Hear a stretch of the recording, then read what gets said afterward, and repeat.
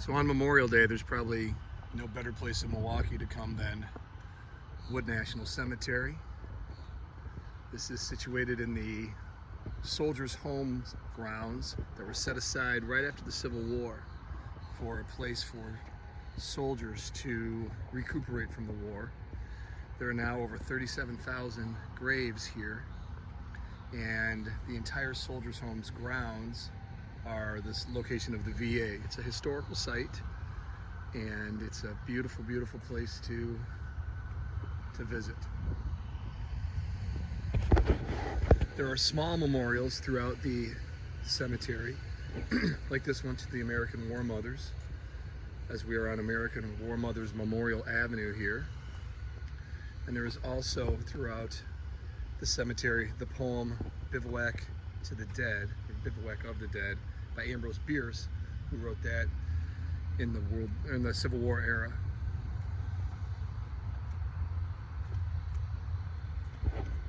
So the first soldiers that were buried here were Civil War soldiers, and then from then on, Spanish-American War, World War I, World War II, Korea, Vietnam, and a few from our more recent engagements, I believe. I think the burials were stopped and halted in 2005, is what I read, because the grounds became too crowded. The stones are the same that would be at any national cemetery in the United States. The marble slabs with the rounded tops. Names of the interred, where they're from, when they served, when they were born, and when they passed.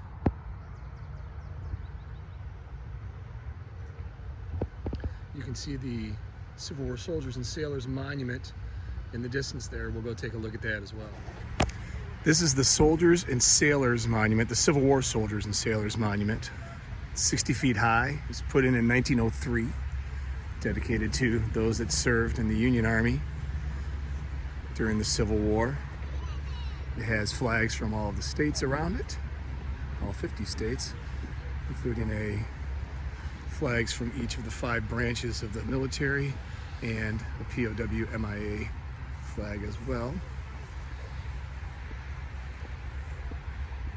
It's lit up at night.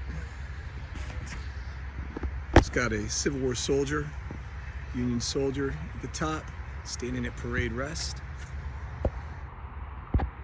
See him up there. Surrounded also by cannons, cannonballs.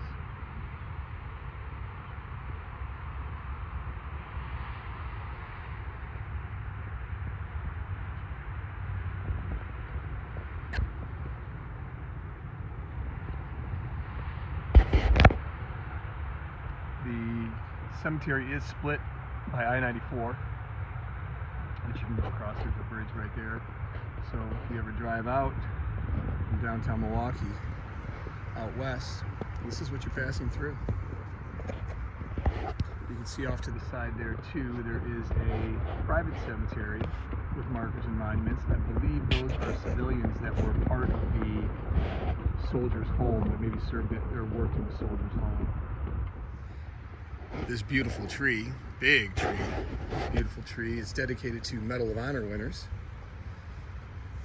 That's an award for gallantry above and beyond the call of duty, and there are 5 Medal of Honor winners in Wood National Cemetery, all 5 from the Civil War.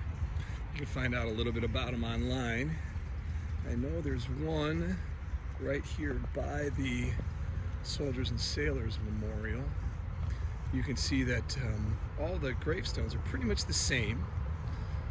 Medal of Honor winners, though, have theirs with, they're kind of inlaid with some, I don't know if it's gold leaf or color, but this is one from the Civil War, Botswan's mate in the Red River Campaign.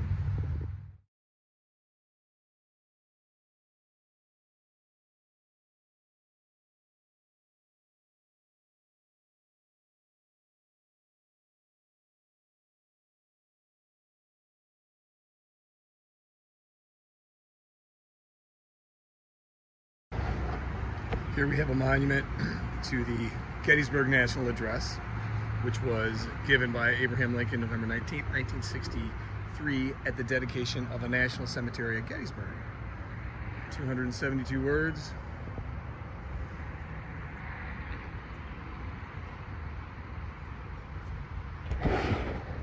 If you look at the stones, you'll see that some have a shield,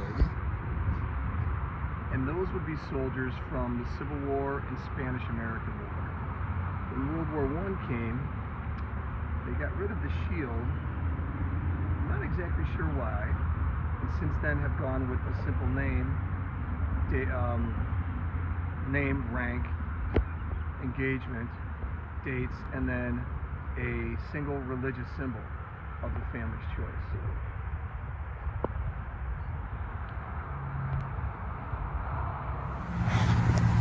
This section of graves in the cemetery are flush to the ground, and I'm not sure why. I'll have to.